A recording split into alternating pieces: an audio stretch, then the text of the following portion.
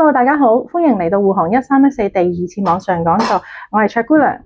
我哋每期講座都有4堂，每一堂都有唔同嘅主題啦。由上一個星期開始，逢星期三夜晚7點鐘到8點鐘，我哋都會喺度同大家見面嘅。而每一個系列咧都會每2個月重複一次，希望大家隨時加入，記得 like 同埋 subscribe 我哋嘅 channel 啦。咁開始之前咧，我都想簡單介紹下護航1314係點嚟嘅。其實護航1314係由2位護士一齊創辦嘅，就係我同陳玉麗教授啦。咁我哋唔單止係工作上嘅拍檔，仲係同行，而且仲係同學添。咁自從香港有咗預設醫療指示同埋居處離世呢2條法例之後，我哋突然間發現，單有法例其實係唔夠嘅，最緊要係病人同埋家人之間有冇好好溝通呢？咁正係因為咁樣，所以我哋一路都想推行預設照顧計劃。咁上一集Helen 就用咗阿咪嘅故事為我哋講解咗乜嘢叫做預設照顧計劃、預設醫療指示同埋持久授權書。唔知大家仲記唔記得呢？咁如果唔記得都唔緊要，可以隨時翻去我哋嘅 YouTube channel 嗰度睇翻啦。如果對 ACP 有獨特嘅見解，又想同 Helen 有互動嘅話咧，都可以留言俾我哋，或者喺下一期嘅講座同阿 Helen 現場討論下。好啦。咁而家就等我哋進入今日嘅主題啦。相信大家都會成日返內地，尤其係大灣區旅行啦，或者長者會去大灣區居住啦。有冇諗過，如果喺大灣區遇到健康或者醫療上嘅問題，點算好呢？當我哋第一次提出呢個主題嘅時候，有個朋友就問我 ACP 同大灣區出行究竟有咩關係呢？咁其實大家記唔記得護航1314係有陪伴同埋同行嘅意思？就算係一個人到咗晚期，都唔代表佢唔可以享受旅行嘅樂趣。去到旅行，梗係要確保大家嘅安全啦。今日好榮幸，我哋請到前救護隊目李國勇先生同我哋分享一下境外就醫同埋跨境醫療運送嘅小知識。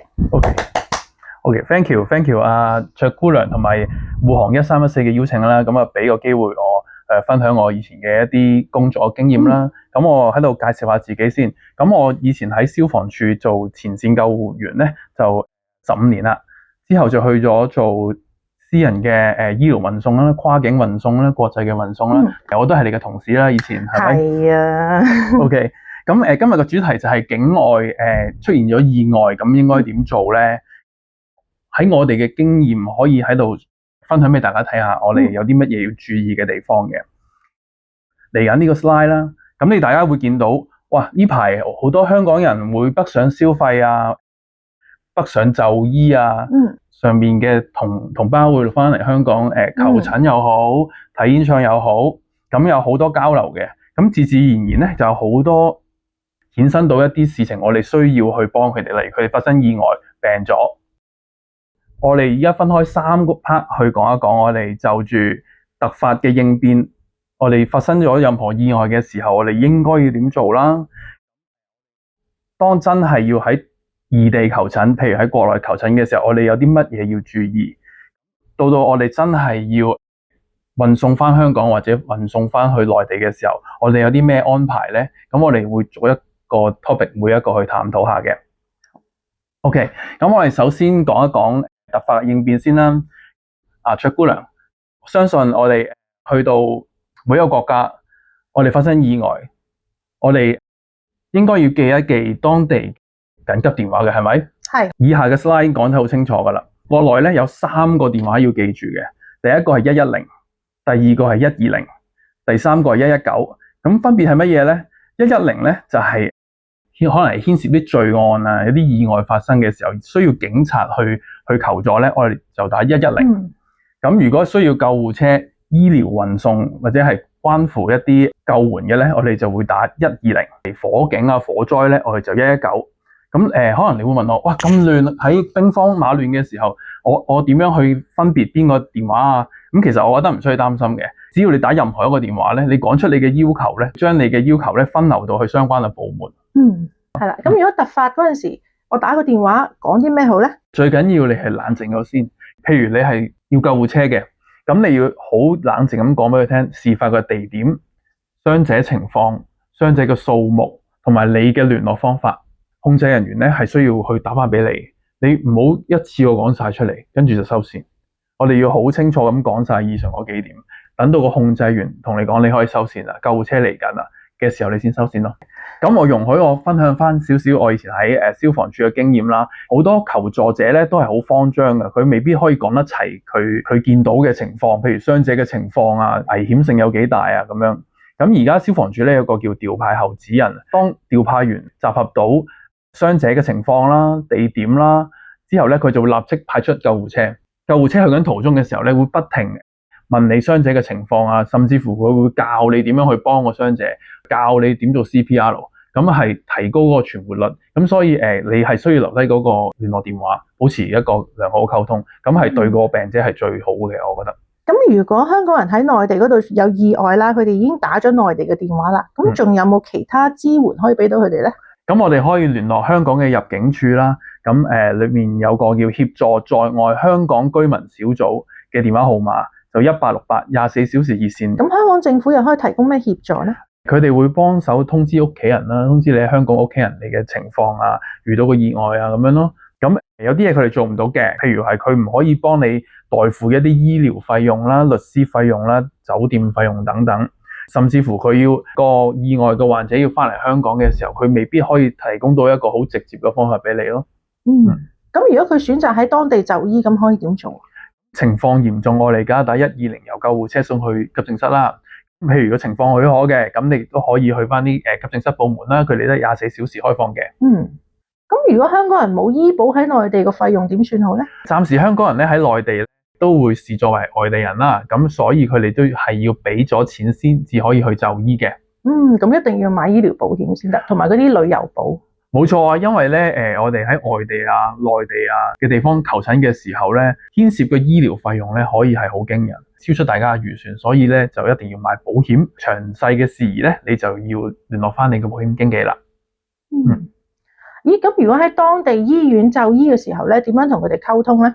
首先你要好清晰咁講俾佢聽，你最主要嘅不適啦、個治傷過程啦、你嘅病歷啦、服用緊啲乜嘢藥物啦，咁啊令到個醫生可以了解你多一少少，咁啊從而可以增強佢對你嘅治療咯。咁希望咧香港醫健通可以盡快同內地嗰度咧連接到啦。咁到時香港人喺內地就醫就會方便好多。係啦。咁如果患者想翻嚟香港，唔想留喺內地就醫咧？首先要知道個患者嘅地點喺邊度。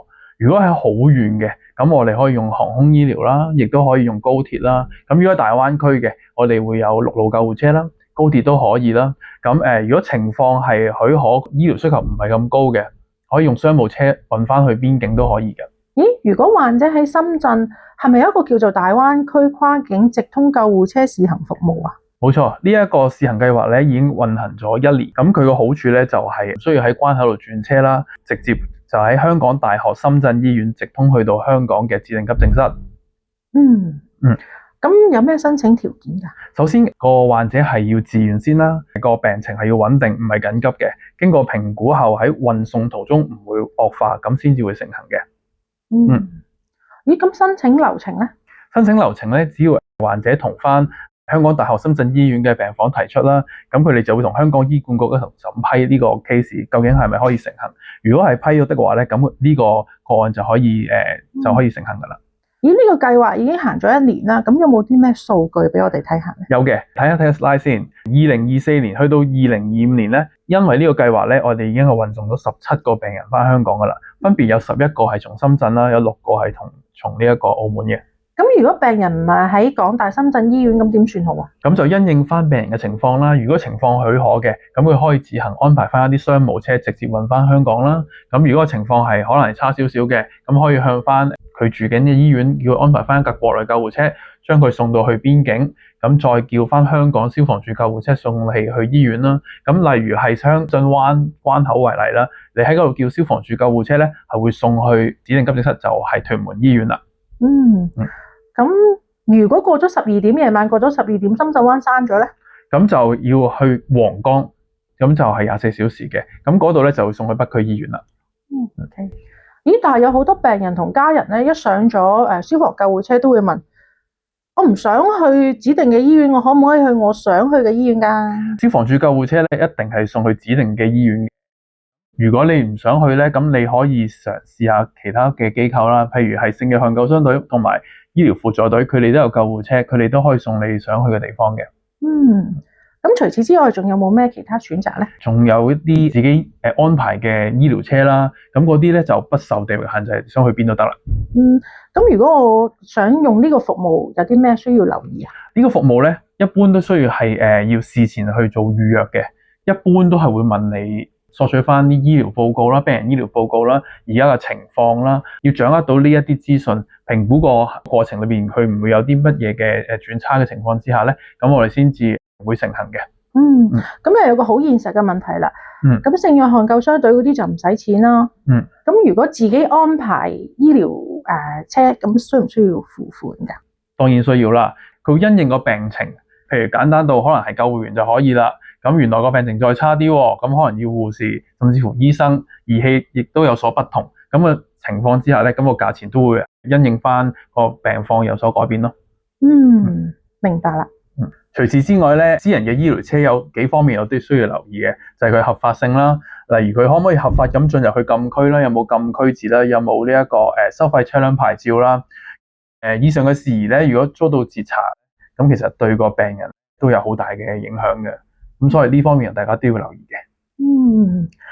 好多謝阿當今日嘅分享啦！如果大家對跨境醫療運送有問題啊，或者有想知多啲啦，或者想同阿當喺線上面互動啦，問呢啲問題嘅話咧，咁可以直接上我哋嘅 YouTube Live 同我哋互動嘅。係啦，陣間就係噶咯喎。係，OK。